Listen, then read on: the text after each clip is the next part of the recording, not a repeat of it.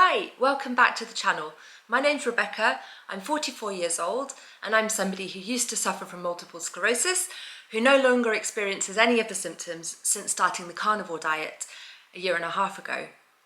Today I am extremely happy to be telling you guys that I am broadcasting from Asturias, where I used to live and I have moved back to, and I am living in a bit of a dream. That's what it feels like. It's so good to be back.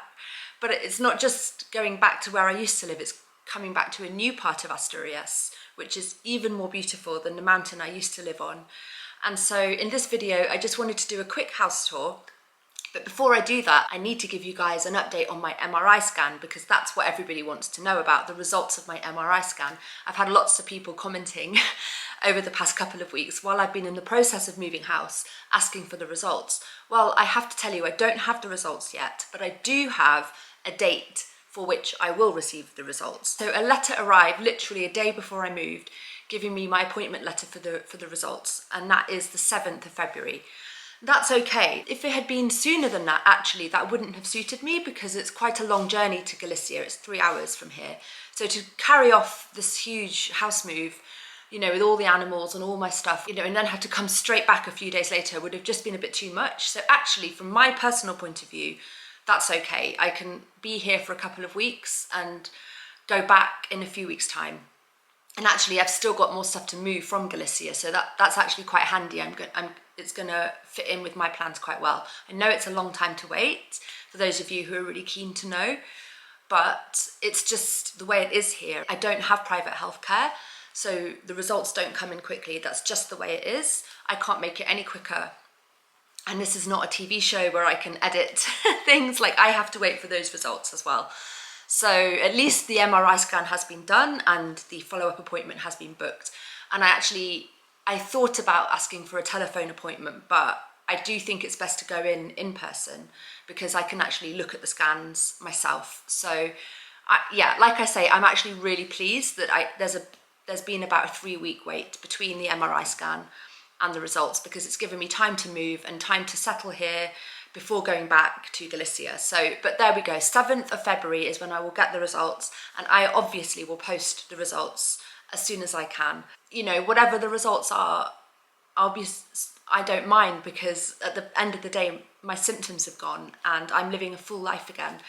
And really, you know, there's a lot more I could say about that. You know, my healing journey, I feel like it's come around full circle, especially because I've moved back here.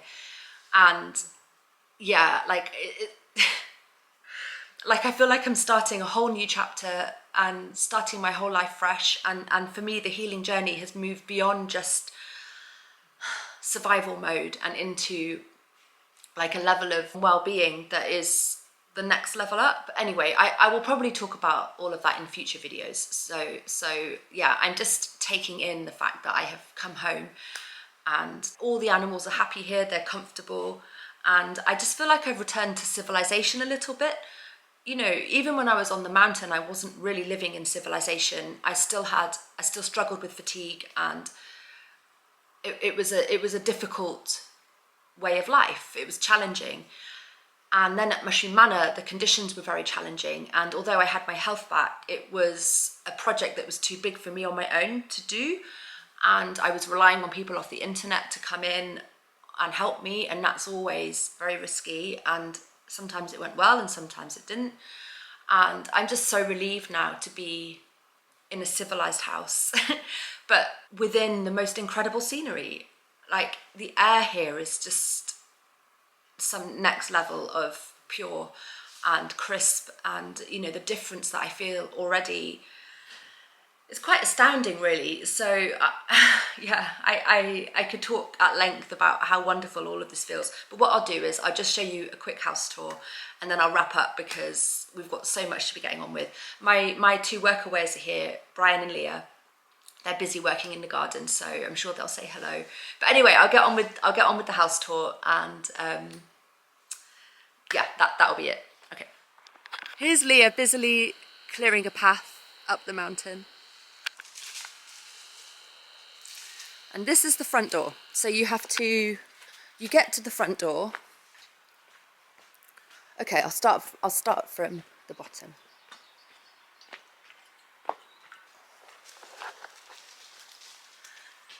Okay, so this is the house.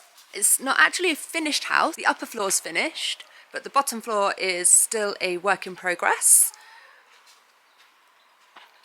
And this is where the cats are currently living. So this is to be renovated in the future, but it's not necessary to renovate right now. Can't let the dog in. The cats are super happy here because they're a little bit warmer. Hello, my darlings. Yeah, they're super happy here. So this is yeah, like I say, this is just currently catland and to be renovated in the future. What I would like to do here is actually give English classes here. So I've got my outdoor tables and chairs. Hello, you guys are hungry, aren't you? Yeah, let me just film the video, then I'll come and sort you out.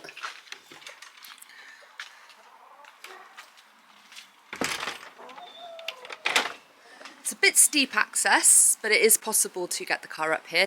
Right, flowing down there, I'll show you off the balcony, but flowing down there is a river and you can hear it from the balcony. Look at these mountains. This is the view from outside. Oh, I can't even take it in. It's so wonderful. The caravan is going to go there where that unfinished garage is. It's going to go either in front of it or within it. But that's something to figure out in the future. Here's the garden. That's the chicken coop. It's already built. And the guy who sold it to me used to have like 100 chickens. I've only got 9, which is actually very sad because I used to have 10, but in the past week, one didn't come home at Mushroom Manor, so we lost a chicken. Very sad. This is the back of the house. Bit of a tip at the moment. I'm thinking that up there is going to be a terrace. It's a woodshed. And this is the front door. Hi, Stanley. So in the future, we're going to build some steps where those bricks are and cover this and be able to walk in directly up here. So here's the front door. And this is the crazy painting. How crazy is this? I actually really love it. I love the way it's been painted. It possibly looks a bit crazy in pictures and in the video, but because of the height of the ceiling, it actually works really well, and it's just fun and upbeat. And if I ever need to rent the house out in the future, it will make it stand out. So I really like the way it's been painted, and I intend to keep it. These belong to the vendor. He's yet to collect them. This is the main bedroom. So Brian and Leah are currently staying in here, so it will become my bedroom in the future, but right now it's Brian and Leah's, and I am sleeping in this room at the moment.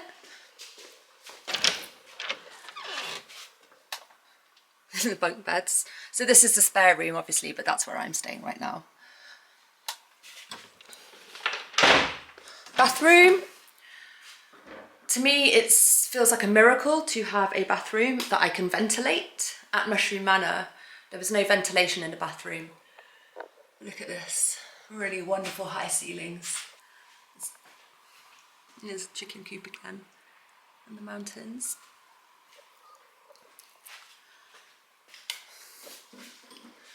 So, and here's a little attic space. So we need to add lighting up here, but there's space for a double bed, and that's the storeroom. This is Lucas Augusti, the octopus, which you may remember is the name of the hospital in Lugo where I had my MRI scan. And octopuses, octopi, I don't know what the plural is, they are emblematic of Galicia. So I saw this in IKEA and I could not get it. I was just like, oh, gotta have him as a reminder of my time in Galicia. Yeah, and so this is the main room. It kind of feels like a studio. Oi! Kind of makes me think of a studio apartment. Oh, here's the fireplace. Because it's just all one floor, and but I love it. I love it. I don't need the second floor. It's just there as an option. I think in the future I may rent this space out and have the living space downstairs plus the caravan. I don't know, there's lots of options. And here's the wonderful balcony with the wonderful mountains. So wonderful. Oh, I just can't tell you how wonderful it feels to stand out here, covered from the weather, looking at the stars or the sunrise. It's like living in a dream. There's a feeling of like magic about the place that I used to feel when I was living in Mexico, and I haven't felt in Spain, even though Spain's so beautiful. Being here, looking up at the mountains, feeling enclosed by the mountains, gives me that feeling of magic that Mexico used to make me feel. Anyway, so of course there's a disadvantage to being in the middle of a mountain valley. That is that you don't get the sunlight, but it's not a problem. And I don't know if you can see down there, but that's actually my little red car and the Workaway's little Berlingo van next to each other. So there's a car park down there, which is good because this access is really quite steep. And if there's days where it's icy, I don't want to be taking the duster down there. So I can walk very easily down to that car park. I have a neighbour. Actually, this house is not occupied next to it, but the one below is my neighbour Manuel, who's very, very lovely. And 10 minutes down the road, the most stunning road, is Cangas de Onís, which is a lovely town, one of the nicest towns in Asturias. And so I feel really happy to be close to that. So that's basically the house. Okay, so that's the house tour. So what's actually really crazy is that I actually came to view this house over a year ago with Anthony, with my ex, and I loved it. It was actually before all of the drama and troubles really kicked in, but I already had a feeling that the area I lived in on the mountain wasn't where my friends lived. My friends live in this part of Asturias, the other side of Asturias, and I was starting to realise that actually the sense of community would be stronger in this part of Asturias. And I just was tempted. I saw it being advertised online and it just stood out to me. So I came, and we came to view the place, and I absolutely loved it, but I didn't go ahead at that moment in time. And then things changed, and I thought, I need to get away from Asturias completely, and that's when I went to Galicia.